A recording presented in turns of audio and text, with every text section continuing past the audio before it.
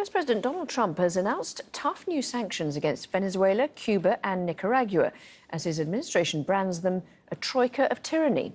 They include sanctions on Venezuela's gold sector, which the US says has been used to finance illicit activities and support criminal groups. The measure prevents US persons from dealing with individuals and networks involved in transactions and exports.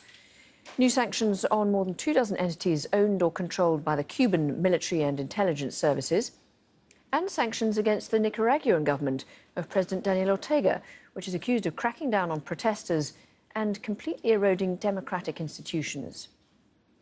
Well, Shihab Rattansi is in Washington, D.C. for us. Shihab, why has the Trump administration announced these sanctions now? Well, actually, you may have noticed, Lauren, we are heading towards midterm elections here in the United States next week.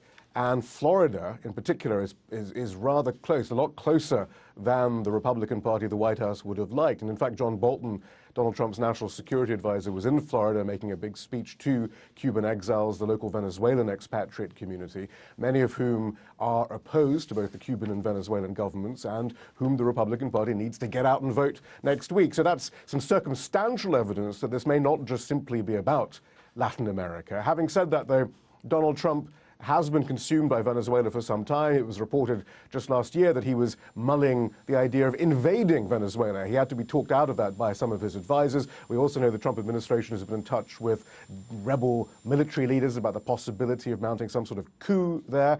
There's a conspiracy theory going around right now. Mike Pence, the vice president, just repeated it yesterday, that Venezuela is funding the caravan of Central American migrants making its way through southern Mexico. So this White House has been consumed with Venezuela for some time. There's one other postscript, actually, international postscript, very quickly. This is going to do a lot to affect the Turkish economy, it would seem, because a lot of Venezuelan gold is sent to Turkey for refining and processing. And the US administration thinks some of that gold is being used to evade sanctions, not just on Venezuela, but on Iran as well, that actually Turkey is then using some of that gold to pay Iran for oil. Given that John Bolton is to do with this, you know Iran is never far behind. So that's just another interesting international postscript to all of this. Shihab Rattansi, thank you very much.